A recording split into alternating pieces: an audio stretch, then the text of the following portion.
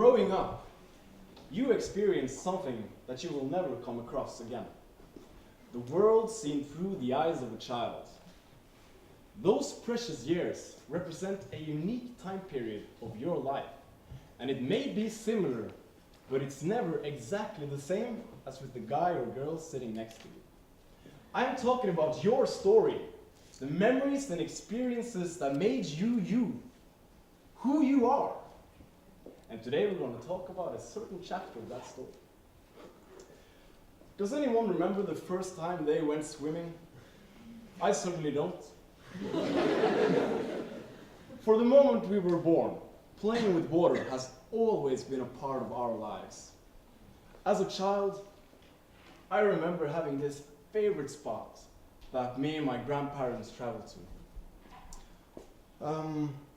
It was this beautiful small lake located deep within the forest of eastern Norway. And looking back, Beitingchen might not be as beautiful as I remember it to be, but it was still my favorite spot. And I know you guys got one of your own as well. Maybe you loved the most popular beach in town, where you made new friends every day. Or rather, perhaps you shared a more secret location that only you and your best friend knew about. Either way, that place is a part of who you are today. And probably and hopefully will be for many years to come. This here is Kirkebukten, 200 years ago, a pristine rural outpost and home of Bergen's most beautiful country retreat, Damsgaard Manor. The nobles all over Bergen knew about this place. And as the years passed, Kirkebukten experienced the same city expansion as the rest of Bergen. The population grew, wars passed, and the industry firmed its grip. What we see here is the bay 50 years ago. And as of now, much that once was may seem lost. The local commerce is fragmented at best, and the industry is seemingly everywhere. Could this be a place where our future children will make their lifelong memories and treasure the most? That is why we are here today. We want to help, not by making Kirkebukten into the bay that it fears to be, but into the bay that it deserves to be. And Martina, tell us, how can this be done? Well, it doesn't really look possible from this picture, but we're going to try anyway to check it out. First, we needed to test the water quality to see if it's actually possible to swim there, if the water is safe. To do this, we chose 4 different sites in Kirkebukten where we think people might want to go swim. And at these 4 sites, we did several tests. The salinity, pH, and temperature, they're all standard parameters for testing water quality. So we did all of them. And phosphorus, Silje, what's that? Phosphorus is limiting nutrition. So by measuring it, we can indicate the nutrition situation in the water. What's the TCB? The TCB stands for total tolerant coliform bacteria. So it pretty much say how much poop there is in the water. Okay, but we have E. coli in us, right? Yeah, that's right. We have E. coli bacteria in our digestive systems, so that's a good thing. But we do not want other people poop in our system. No. So we want to keep that one low. Okay. Yeah. Well, let's see what we found at the different sites. We checked out site 1, and all of the results are, pretty good. The TCB here is a bit lighter than the other one, so we'll check out what that means. We took E. coli tests at 5 different sites. The 5th site is upstream from site 1, so giving fresh water to site 1. If we have levels below 100, it means thumbs up, you can go swim there. That's the quality of the water that we're aiming for. If we have levels between 100 and 1,000, it's a little bit more questionable. It's, swim at your own risk kind of thing. If we have levels above 1,000, means you do not want to go swimming there. It's too much shit in the water. So you see, site 5 had over 1,000. But since we are looking at places where people can swim, we'll ignore site 5 because it's a pipe. Nobody goes swimming in a pipe anyway. And we think that since the water from site 5 runs into site 1, that's probably why we have elevated levels there. But since the level of site 1 was only 160, it's close enough for the accepted value. So altogether, we'll say that site 1 is okay, and you can go swim there. So we did the same test for site 2, and as we see, all the tests came out well approved, well within the approved range.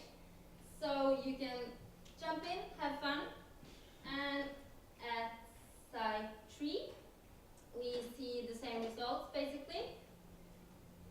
So you can jump off there from the dock if you want to. And if we see at our last site, site 4, all the tests we did checked out really good. So what do you say, Martina? Well, so water is good.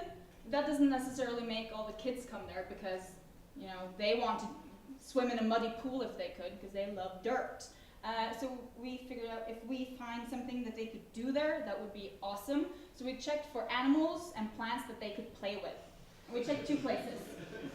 At site 1, we found some of the usual suspects. We have some slimy snail action going on. We have barnacles, the kelp that you could pop all the air bubbles from. You can even help the starfish have babies by tearing off, you know, their arms. Well, it doesn't really work like that, but kids think so. So that's good. And for the 3rd site that we tried out on the dock, parents need to be careful and put life jackets on the kids so they don't fall in the water and drown. But other than that, we found some animals there as well. Some really small planktonic organisms. Kids can't play with them, but they're not bad, so it's still okay. Then we found this cool limpet.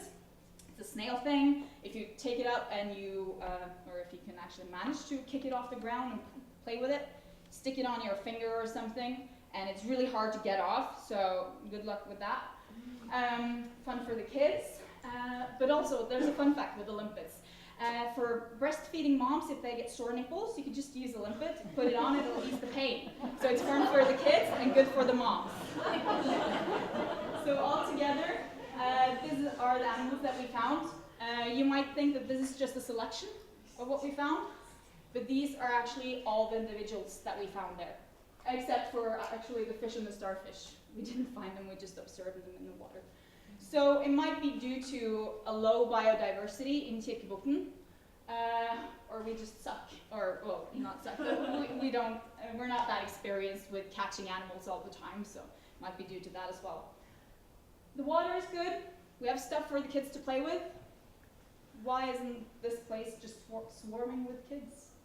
Yeah, that's the question. And since our results were quite fine, we needed to get a little creative and started speculating. And this is what we came up with. This is Kirkebukten.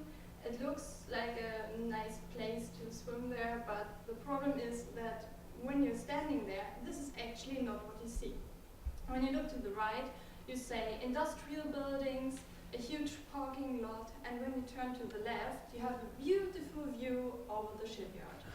It gives the place a little something, and nothing is more appealing than thought of metal, rust, and oil. It just makes you want to jump into the water right away, right? No.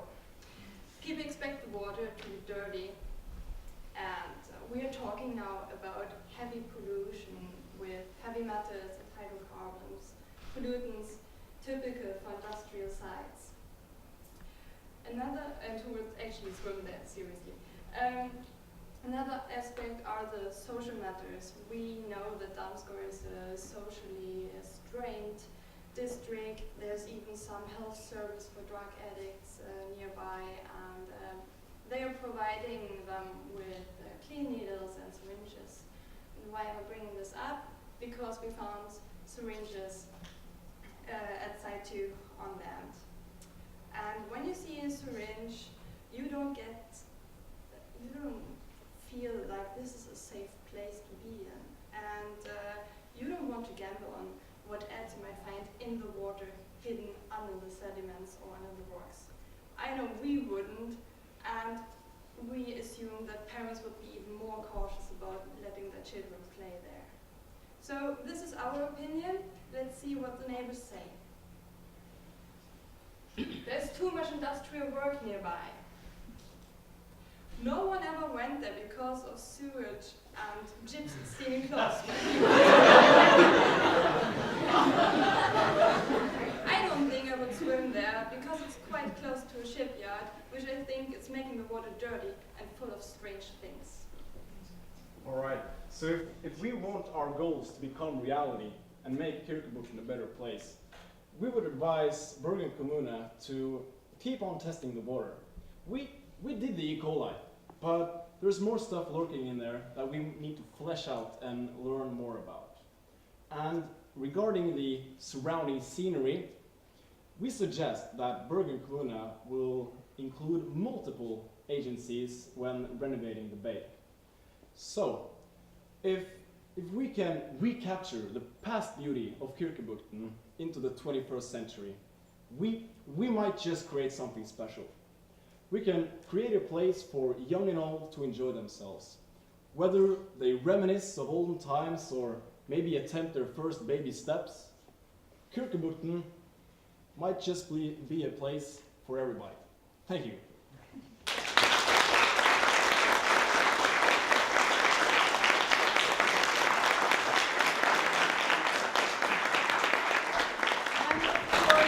Thank you, Karin, for giving us this whole opportunity and experience.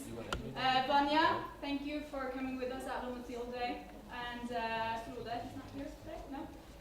Bergen Kommune guy came out with us and gave us some information. So